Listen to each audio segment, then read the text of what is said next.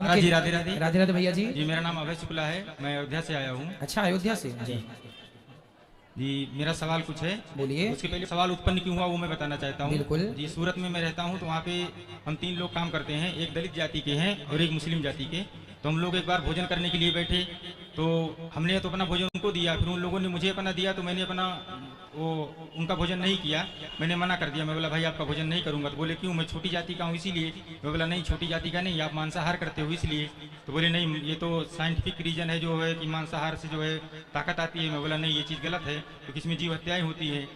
तो जो दलित थे वो बोले नहीं मैं संविधान को सिर्फ मानता हूँ, भगवान को नहीं मानता हूँ, तुम कोई रीजन दो मुझे, साइंटिफिक रीजन कि भगवान है। मैं बोला ठीक है चलो रीजन देता हूँ तुमको।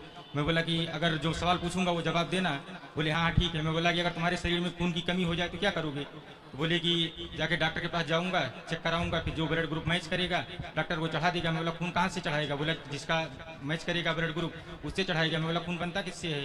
तो बोले जो मैं खाता हूँ। मैं बोला मतलब जैसे मैं दाल चावल खाता हूँ तो उससे ही बनता है। मैं बोला तो फिर साइंस जब इतना आगे है तो फिर साइंस को फिर ऐसा मशीन निर्माण करना चाहिए कि दाल चावल डालो और खून बन जाए। वाह, ऐसा कितना बढ़िया तर्क दिया आपने, सुंदर। तो बोले कि नहीं फिर भी मैं नहीं मानता हूँ, मांसाहार तो करना चाहिए। और कोई उदाहरण दो। मैं बोला मांसाहार का भी है कि मैं बोला आसपास जो जीव है तुम्हारे, मैं जानवर की बात नहीं करूंगा, जीव में सब आगे उसकी बात कर रहा हूँ कि जैसे जीव है, गाय है, भैंस है, कुत्ता है, बिल्ली है। मैं बोला कुत्ता बिल्ली पानी कैसे पीते हैं। तो बोले वो तो जीभ से पानी पीते हैं। मैं बोला भैंस गाय भैंस वो भी जीभ से ही पानी पीते हैं। बोले हाँ। मैं बोला इंसान कैसे पानी पीता है। तो बोले वो भी जीभ से ही वो वैसे मुंह लगा के जैसे गाय भैंस पीते हैं वैसे ही पीते हैं। मैं बोला ये कारण ये हो गया कि मांसाहार नहीं करना चाहिए, भगवान ने मांस खाने की जो आंत है जो वो है वो हमें नहीं दिया है। दूसरा कारण है कि मांसाहारी जीव के जो बच्चे पैदा होते हैं उनकी आंखें हमेशा बंद रहती हैं, 2 दिन 3 दिन 4 दिन बाद ही खुलती हैं। जैसे शेर है, बाघ है, सियार है, कुत्ता है, बिल्ली है, इनकी 3-4 दिन बाद ही आंखें खुलती है। बिल्कुल बिल्कुल। और जो मांस शाकाहारी जीव हैं उनकी जन्मजात आंखें खुली होती हैं। वाह, कितना सुंदर तर्क दिया आपने, साइंटिफिक। तब उन्होंने और बाकी सारे सवाल किए। फिर उसके बाद में मेरे मन में फिर बाद में एक सवाल आया कि मांसाहार के लिए उनको तो मैंने संतुष्ट कर दिया, और भी बाकी सवाल हुए काफी, लगभग 1-1.5 घंटा तक बहस चली थी हमारी उनकी। जी। तो उनको मैं संतुष्ट कर दिया, लेकिन हमारे मन में फिर एक सवाल आ गया बाद में, हालांकि आपने उत्तर दिया था लेकिन उतना मैं संतुष्ट नहीं हूँ। बोलिए, आपका सवाल बोलिए। जैसे जो राजा दशरथ जी थे, स्वयं जिनके घर में भगवान ने जन्म लिया, और राजा परीक्षित जी थे जिनकी गर्भ में रक्षा स्वयं भगवान कृष्ण ने की थी। जी। ये लोग शिकार क्यों करते थे, क्योंकि शिकार में तो जीव हत्या होती है।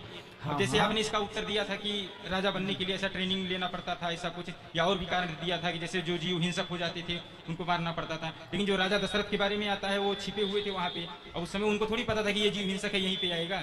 तो शिकार के लिए ही फंसे वहाँ पे रुके हुए थे ना। और राजा परीक्षित जो थे वो तो मान लो हो सकता है, लेकिन अर्जुन के बारे में जो जैसा, हालांकि उसमें पढ़ा नहीं हूँ मैं, सिर्फ टीवी में जो रामानंद सागर सीरियल में देखा हूँ कि जब वो इंद्रलोक से जब आए थे वहाँ से, तब बाद में जब वो भगवान कृष्ण ने कहा था कि भगवान शिव की स्तुति करो, उनसे भी अस्त्र प्राप्त कर लो, तब उन्होंने जब वो बाद में दिखाते हैं कि एक सुअर को मारा था। ठीक है, भगवान शंकर ने भी मार दिया सुअर को। हाँ, तो वो फिर वो तो फिर जानबूझ के मारा था ना, तो फिर मतलब मांसाहार तो नहीं करना चाहिए ना, वो तो कृष्ण के भक्त थे। वो मांसाहार करने के लिए नहीं मारा था, वो अपनी धनुर्विद्या का प्रस्तुतिकरण करने के लिए, जैसा कि बताया कि आज भी डॉक्टर, आज के भी डॉक्टर कोई एक्सपेरिमेंट करते हैं तो चूहे पर करते हैं, चूहे को फाड़ते हैं, मारते हैं। कोई भी मेडिकल साइंस का स्टूडेंट चूहे का ही प्रयोग करता है। क्यों, चूहे है, कई बार बंदर का भी प्रयोग होता है ना। तो ये क्या है, ये विद्या को पढ़ने के लिए। भाई आज के मेडिकल साइंस के स्टूडेंट यदि चूहे पर एक्सपेरिमेंट नहीं करेंगे तो वो नॉलेज आएगा ही नहीं। उसी प्रकार हमारे जो देश के राजा महाराजा थे, जैसे कि राम जी ने भी मृग का वध करने गए, जब माता सीता ने कहा सोने का मृग, भले वो सोने का था पर था तो मृग, भले वो मारीच था पर था तो मृग, जीव हत्या तो नहीं करना चाहिए था। तो राम जी ने क्यों किया, क्योंकि उस समय राजाओं महाराजाओं को, राजकुमारों को वो चीज की छूट थी, वो एक्सपेरिमेंट था कि भाई आपको राजगद्दी संभालना है तो आप चलते मृग को मारते थे ज्यादा, क्योंकि मृग तेज भागता है, उस पर निशाना लगा लेगा जो, मतलब वो परफेक्ट निशानेबाज है।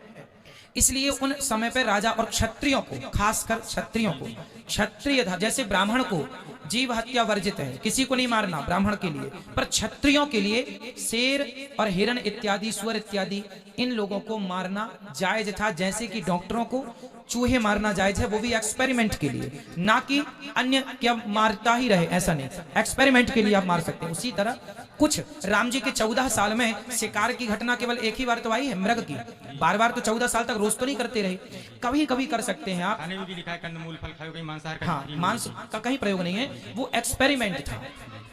उस आधार पर क्षत्रियों को छूट थी कि आप जंगल के इन जीवों का शिकार कर सकते हैं, और उन जीवों में भी कौन सी जीव, जैसे कि जंगल से लकड़ी लाने का विधान था, तो कौन सी लकड़ी जो सूख चुकी है, हरी नहीं, जो पेड़ की टहनियां सूख गई हैं, गिर गए, उनको लाना। उसी तरह कुछ शेर ऐसे थे कि जो अन्य शेरों को परेशान करते थे। जैसे कुछ गाय, एक गाय ऐसी होती है जो 50 गाय को परेशान करती है, तो एक गाय 50 को परेशान, उसी प्रकार एक सुअर बहुत को परेशान, वो दबंग बना हुआ है, तो फिर उसे मारने का कहते थे कि ये ज्यादा आतताई है, जंगल में उथल पुथल मचा रहा है, इसे मारो ताकि और जीवों में शांति हो। तो जो हमारे समाज में भी जो कुछ दुष्ट लोग होते हैं, ऐसे जानवरों में भी कुछ दुष्ट जानवर होते हैं, उन्हें मारने का है कि इन्हें मारो तो जानवरों में भी शांति रहेगी और इस प्रकार से इनका भी भला होगा और जीवों का भला होगा, दुष्ट आदमी से बचाव हो जाएगा। तो ये उसके कारण थे। और क्षत्रिय धर्म के लिए ही लिखा है, ना तो ब्राह्मण के लिए, ना वैश्य के लिए, ना शूद्र के लिए। जो राजा बनने का अधिकारी है वो शिकार करेगा, भाई जो डॉक्टर बनेगा वही चूहे को मारेगा। मैं नहीं मार सकता क्योंकि मेरे को डॉक्टर बनना ही नहीं, या मैंने वो एग्जाम दिए नहीं, मैंने पढ़ाई की नहीं, ठीक है। तो राजा जो बनेगा वही शिकार करेगा, जो बनने की दौड़ में है वो सब नहीं, ठीक है।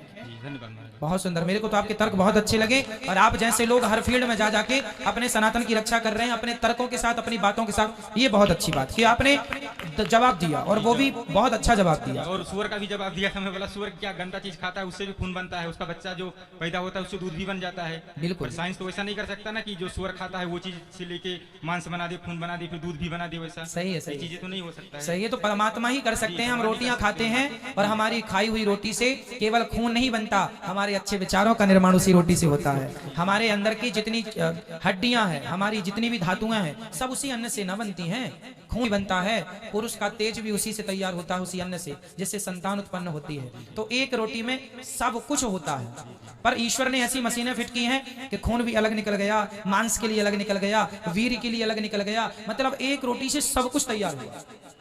कितनी बड़ी व्यवस्था है ये, एक रोटी से सब चीजें अलग कोई विज्ञान नहीं कर सकता। खून अलग कर ले, मांस अलग कर ले, हड्डियां अलग कर ले, विचार अलग कर ले, कैसे होगा। बहुत सुंदर, अच्छा लगा, बहुत सुंदर जी। गुरु दीक्षा लेने का है मुझे कल सुबह 9 बजे जी। और हमारी बहन जो है अभी सूरत में ही रहती हैं, तो उन्होंने, रेखा पांडे नाम है, तो उन्होंने सवाल किया था कि महाराज जी से पूछ लेना कि यहाँ तो मैं भी नहीं आ सकती, तो मुझे फोन पे ही कोई गुरु मंत्र दे दें। वैसे अभी उनसे बोलना कि वो श्रीमन नारायण का जाप करें, जब कभी आएंगे तो मंत्र व्यवस्थित रूप से ही दिया जाता है, हम उनको देंगे, पर अभी वो श्रीमन नारायण का जाप करें, ठीक है। धन्यवाद, राधे राधे। खुश रहिए।